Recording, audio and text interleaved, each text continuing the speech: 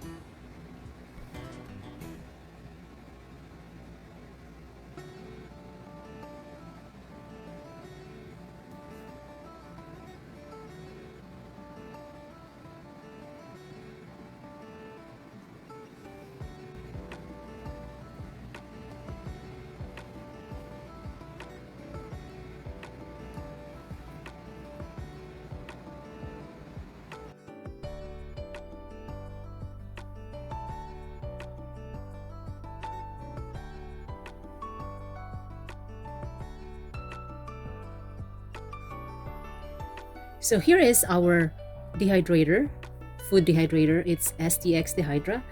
It has 10 racks. And of course, I got the racks out already because I needed to put the veggies on it. This is what it looks like inside.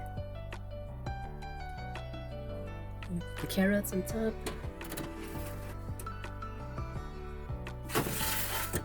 This is a convection dehydrator. There's a fan, so I prefer to put the carrots on top. I'm gonna put these after.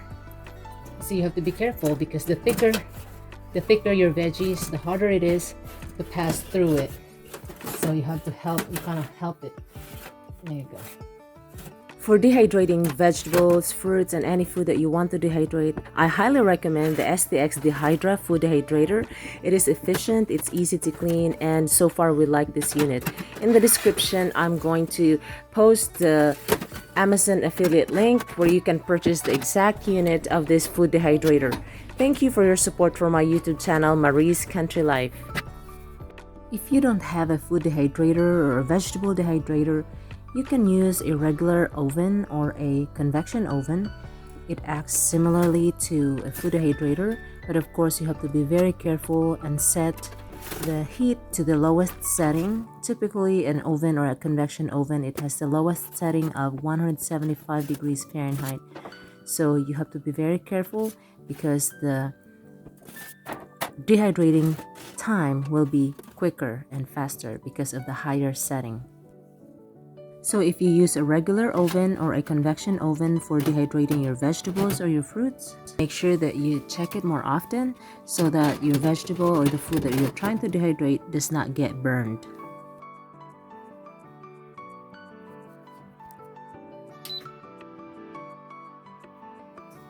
So the vegetables are inside the food dehydrator. There are 10 racks and they are full of veggies. I'm glad they were able to fit in there. And here is the control of the STX Dehydra. This is what I use. It says here STX Dehydra. It's 1200 watts XLS. And here's the power button. You have to do is press that. And here's a guide. What you can do, how many minutes or hours does it take for herbs, vegetables, fruits, meats, jerkies. I just put vegetables. Supposed to be 125 degrees Fahrenheit or 56 Celsius. Fruits is 135 degrees Fahrenheit. Vegetables, but since the vegetables that I got are a little bigger or thicker, so I'm gonna do 136, between 136 and 145. As you can see here, it says the options are 131 or 143. So 131, it's gonna be fruits or veggies. Vegetables is 125. So I will set the timer to 143 because the hotter the dehydrator, the quicker it is to dehydrate, obviously. So I'd go for 143 and I will set the time.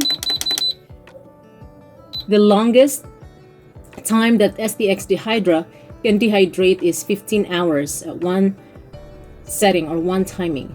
So right now I will set this to 15 hours and then I will have to check tomorrow if there are still soft ones, then I will have to add more hours to complete it, to make it done or finished.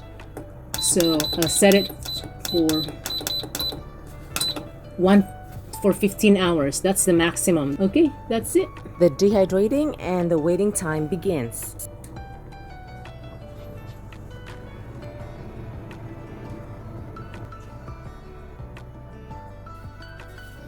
Okay, it's 6 hours and 30 minutes after I turn on the dehydrator, and I noticed that some of the bigger ones were here in front, so I had to turn them around. I turned the trays around just like this. This one here is smaller, it's more dehydrated than the other side, so I'll have to turn these around so that this one here is closer to the fan or the vent where it's hotter, so I'll have to turn around like that. So as here, so I have to make it like this. Checking the dehydrating vegetable is good. At least check it once to make sure that the dehydration or the drying is evenly distributed. It helps. It does make it better. For 15 hours, it's been dehydrating for 9 hours and 33 minutes. And then you just have to add extra more hours or continue the drying process until you know for sure that all the vegetables are done or really dry. Okay, after the 15 hours of dehydrating for 143 degrees, this is what they look like.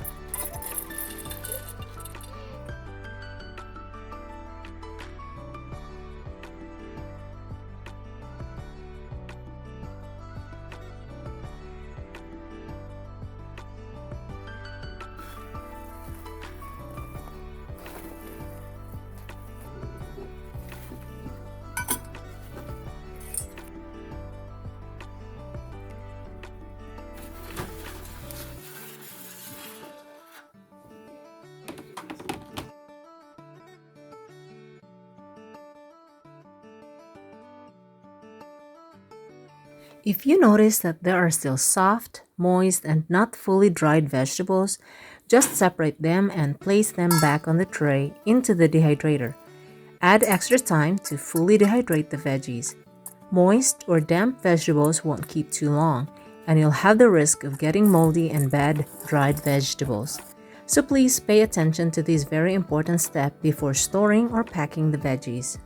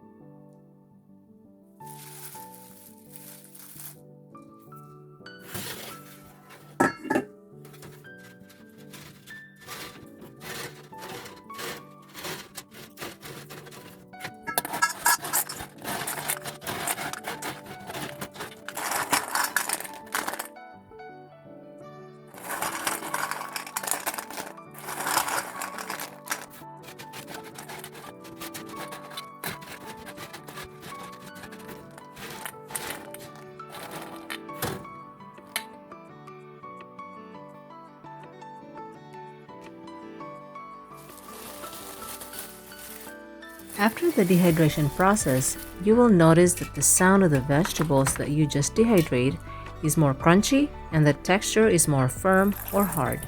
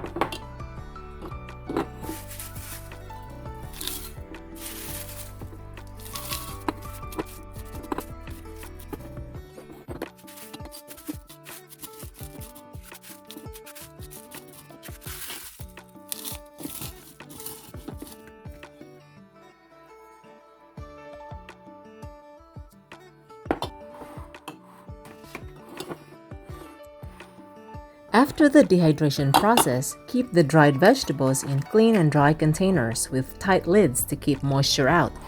You can also use jars or mylar bags for storing your dehydrated veggies. You can also put moisture absorbers and oxygen absorbers for a longer shelf life. But since I will be packing these dried veggies with other ingredients later, I can temporarily store these dried veggies in these empty jars, tightly closed. And in a separate video later, I will show you how to pack an almost MRE food packs. MRE means meals ready to eat. Okay, I hope you watch that video later, and that's for later. Anyway, this is it for now. I hope this video is helpful to you. Feel free to share it with your family and friends. Don't forget to subscribe to this channel for more country living related videos. Thank you so much for your support. Until next time.